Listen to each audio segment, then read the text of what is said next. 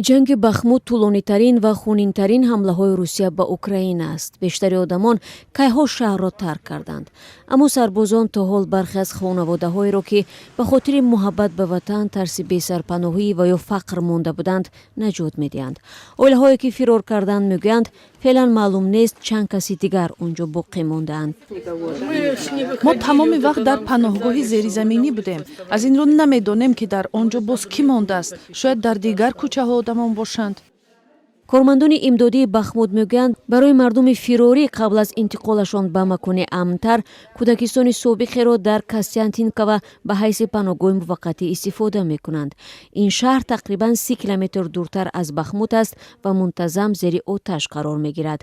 منطقه‌ای که از سال 2014 در حال جنگ است و حالا به مرکز درگیری‌ها در اوکراین تبدیل یافته است، گذشته دیگر داشت.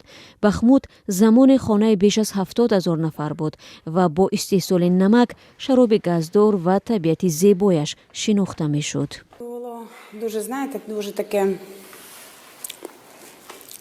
یک شهر سبز و دلربا و زیبا بود. هر یک کوچه بخمود غرق گل و درخت بود. یک خانه بزرگی را میماند. خانه عبارت از عائله کلانه که همه یکدیگر را دوست می داشت. Нас було дуже багато дерев, нас всі вулиці Бахмута.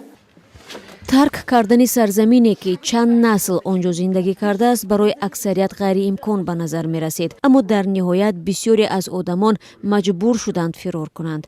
بعضی ها قبل از فرار حتی امکان نیافتند اقربایشان را که در جنگ کشته شدند به خاک سپارند. وقتی ما را تیرباران کردند همه چیز ویران شد.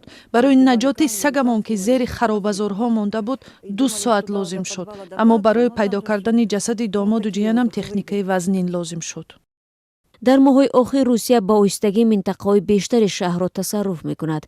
مقامات اوکراین میگویند حفظ بخمود برای نگهداری روحیه ملت و پیروزی دراز مدت اهمیت استراتژیکی دارد.